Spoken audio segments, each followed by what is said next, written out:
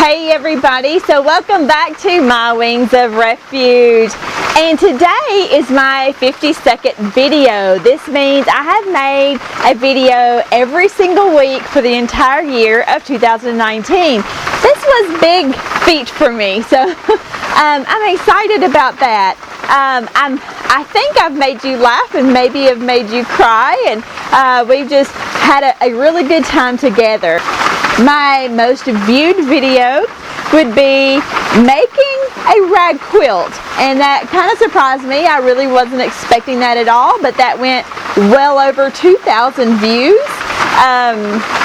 And I think my least viewed video is probably my Thanksgiving video, with less than 100. The one that had the most comments, not necessarily on YouTube, but came to me through Facebook and through emails and text messages, and well, probably YouTube included, was the PMS video for my chicken Sunflower, who had PMS, and that was pretty funny. It was probably one of my favorites. My question to you is, do you make goals? Do you set goals for the new year? I know a lot of people talk about New Year's resolutions.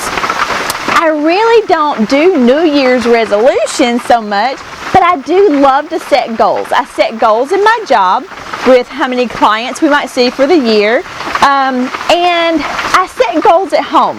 There was a year, several years ago, I had set a goal for cooking.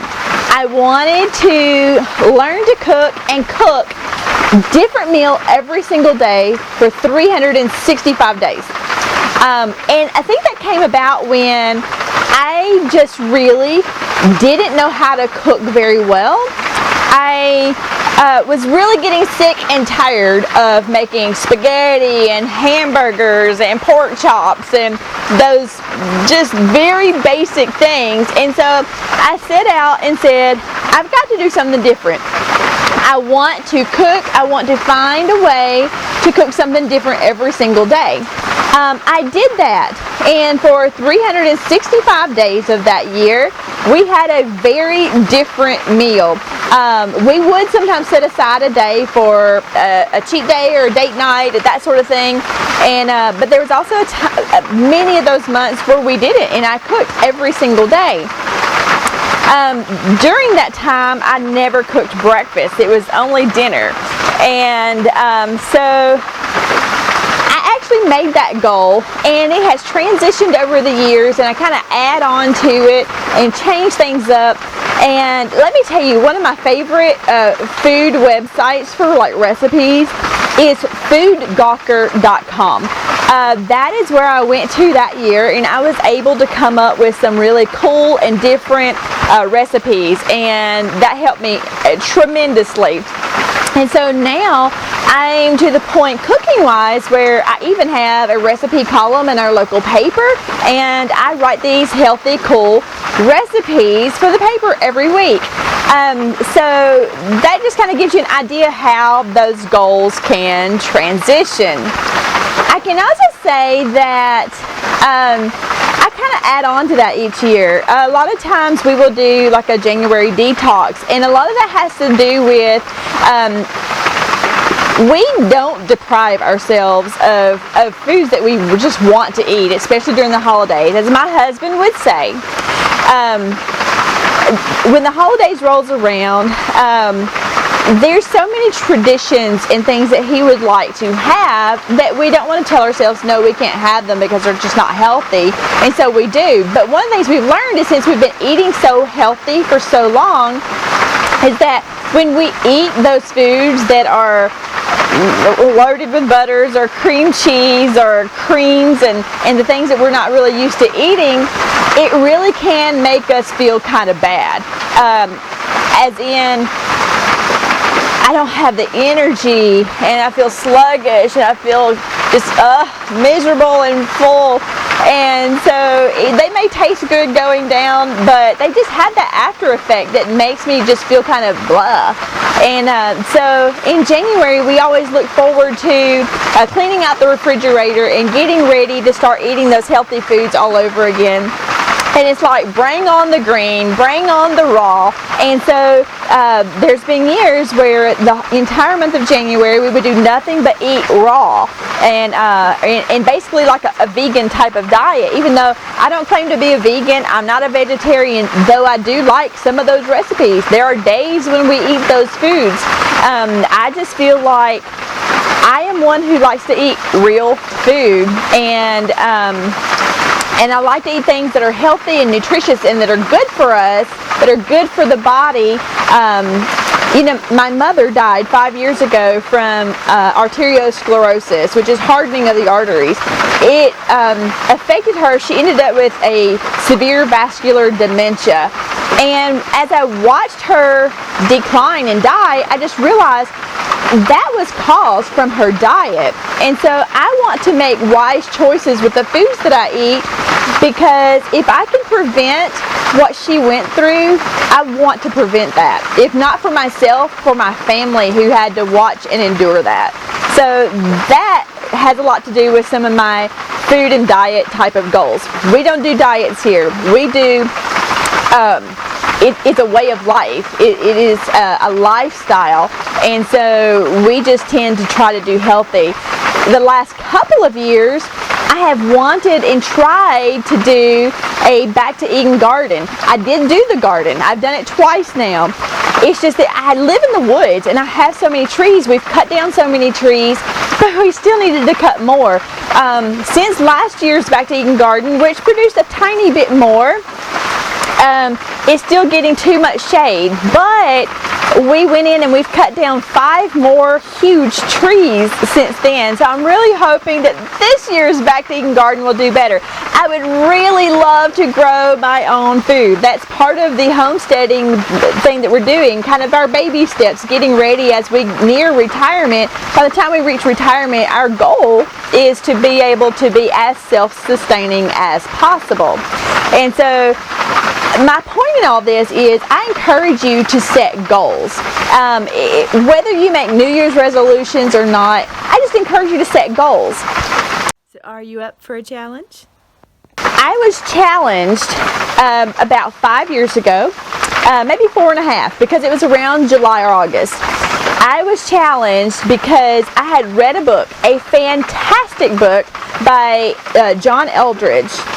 And in this book, he challenged his readers that if you would pray every single day or night with your spouse, you pray out loud together for each other. Now that sounds really easy, and some people, maybe you already do it, and that's fantastic. I've asked a few people because I was really curious, because I'll be honest with you, I had prayed for my husband, but we had never prayed out loud together for each other. And so I would ask different ones, and I was very surprised by the answers that I got. But I was so curious, so I would ask, can I ask you this personal question? And today I'm asking you this. Do you pray out loud together with your spouse? If you do, I'd love to hear from you. Send me a comment. That is awesome. I want to challenge you. If that's something that you don't do or have never done, this is a challenge for you that starting January 1st, that's tomorrow, that if you and your spouse will choose a time of day, whether it's in the morning when you wake up, at night right before bed, whenever is best for you, to set that time aside and to pray out loud together for each other. And at first it might be very hard. It might be really difficult because your spouse is hearing what you're saying when you're praying for them. And so that can be a little tricky, hard, awkward, difficult, but it gets easier. Trust me, it gets easy. We've also set out, we've had certain things come up in our lives, and we've said we've got to pray for this particular thing together tonight when we pray, because we really need an answer from God. We really need some divine intervention. We've got to pray for this together tonight. And we would do that sometimes we would set a time, we've got to do this for at least a week, and we would do that. and we've seen prayers answered. And that is a beautiful thing. That is a huge faith builder.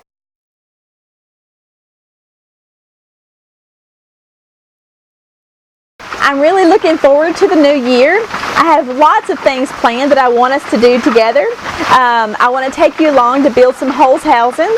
I want to take you along to do some more things to the chicken coop. I've got some painting projects, some building projects, and I've never built anything before, but I have this craving and this desire to build something, and I know exactly what I want to build, and I know exactly what I wanted to do, and I'm going to try to do it myself.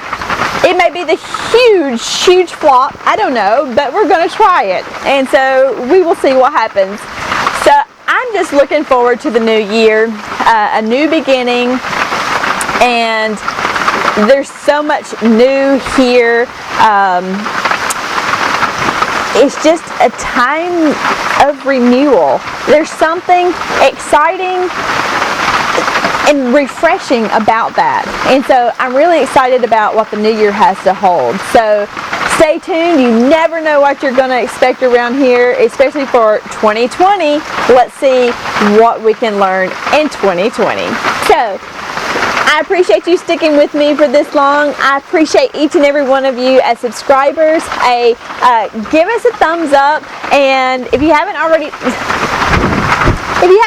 subscribed, Trudy, if you haven't already subscribed to our channel, please subscribe. I would really appreciate it. You would help me to reach my goal for next year. And until then,